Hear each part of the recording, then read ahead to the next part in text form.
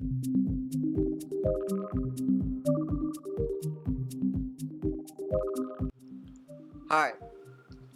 when we think of startups, we think of the few who made it big and were favored with good funding. But there are many more startups who struggle to build up. At the same time, some manage to break even and grow further even without big investor support. We met two such companies and heard their stories. Let's listen in to them. We call them our Bootstrapped Warriors. We are an application security product company. We are in the business of protecting web and mobile applications for customers. Essentially, what we do is let the customer run their business and we secure their applications and take the pain away from them.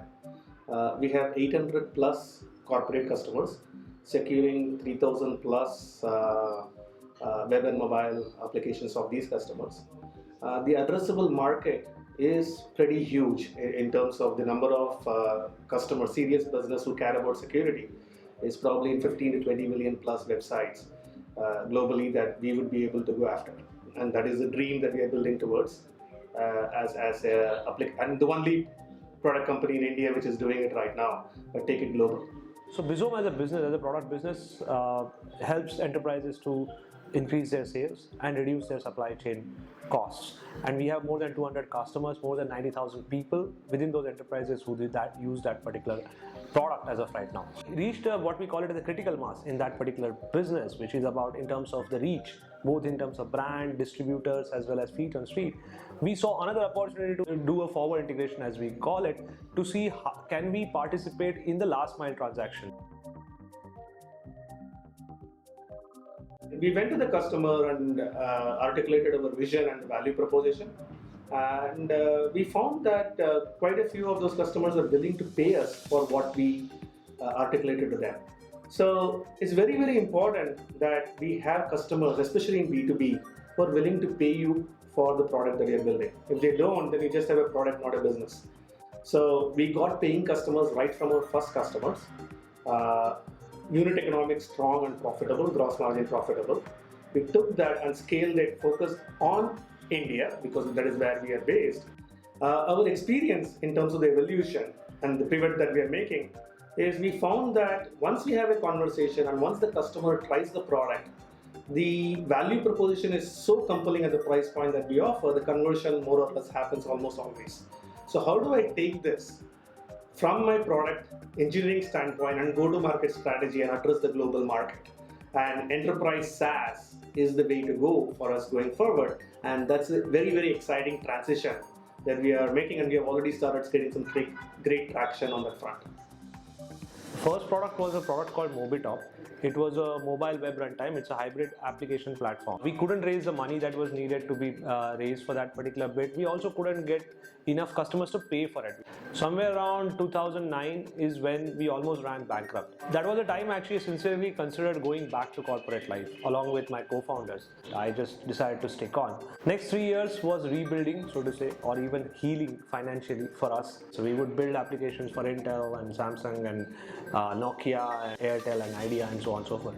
The profit-making business, but it was not scaling. But around that time, I also ended up meeting a lot of enterprises in the FMCG or consumer domain, like Paperboat or ID Fresh. They were struggling with a lot of these problems about tracking their sales processes, tracking their sales force movement, your supply chain efficiency. We went and met more enterprises that validated that particular problem. That's how that Bizome journey started. We are seeing a huge shift in public cloud adoption. When I talk about adoption, I mean from websites to more apps. And we are actually building for scale and scale for the global markets. And with this regards, we used to do a lot of traditional based marketing, which was events, paid branding.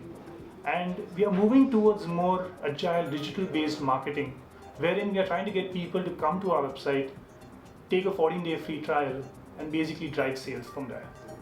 I look after innovation. We sit on a lot of customer data, and we're talking from gigabytes right down to terabytes now, because we're in line with the traffic.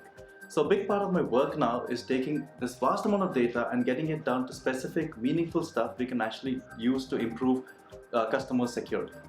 Bizome helps consumer goods companies essentially streamline their supply chain activities and their market activities. It is a Salesforce automation solution and a supply chain automation solution.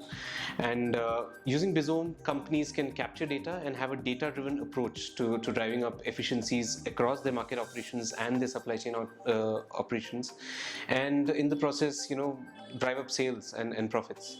Distiman enables retailers to double their profits using just-in-time procurement. Distiman basically creates superstockists and substockists, and so substockists are able to deliver goods to the retailers which are ordered through the Distiman app within 24 hours, or even do same-day delivery. Our offerings are used by banking, finance, retail, as well as a lot of new age businesses. We routinely avert about 3 million plus hits or attacks for our customers in just about a month's time. We have developed award-winning technology using our engineering team, 40 plus number of engineers spread across locations, and we've been continuously augmenting our innovation and scaling up for our global plans. So as of now, our focus area is to continue to develop our technology even further and deliver an infrastructure that is highly available and performant.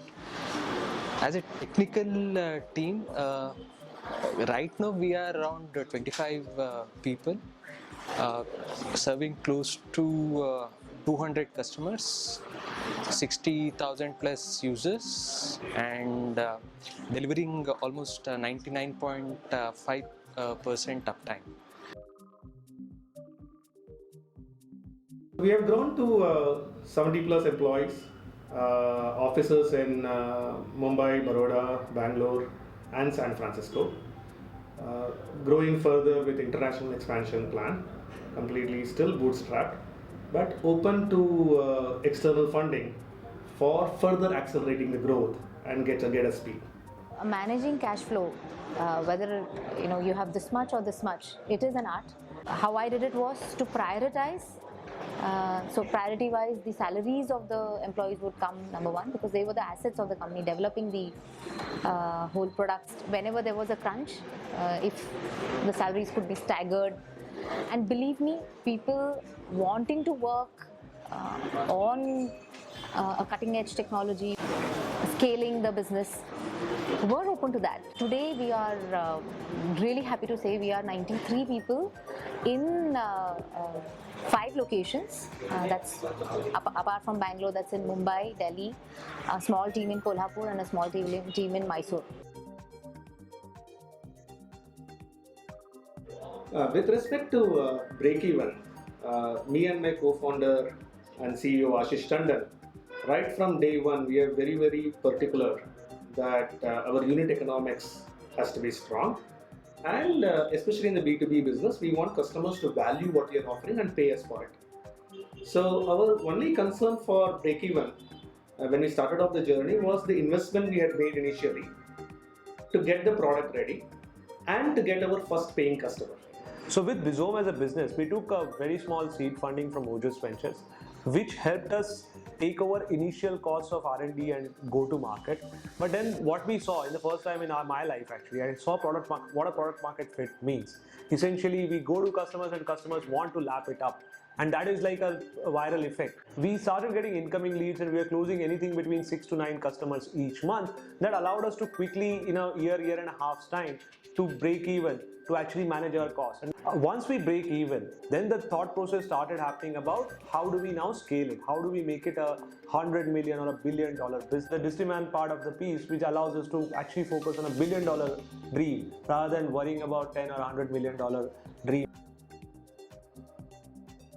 As a startup, you have to think big, dream big, and look at the total addressable market, multi-billion dollars. All those are what keeps us going. But paradoxically, even though you're thinking big and looking at this big market, you have to dumb it down to the most basic level of what does it take to get one customer, one app, and how do I do it profitably. And the second learning, which I think I would put it above anything else, is the team. You cannot do this journey alone. As founders, you start things and kick things off the ground, But you need to get the team, you need to get the best engineering talent, you need to get the best sales guy. Mutually exclusive, complementary skill set, collectively exhaustive skill set is imperative, and all of them should have that excitement and something both for the personal growth aligned to the company growth. It's actually a copied this thing anecdote, but it's called people, product, profits, right? So you invest in right kind of people, they will build a great product for you, which will eventually get you profit. What I realized over that period of time as a CEO, as a position, as a, so to say, radar of the entire company, two things you need to have. First, you need to ensure cash flow, which means ensure that there is enough money in the bank to get right people who will build great product for profits. And second part is keeping key employees motivated throughout the lifetime.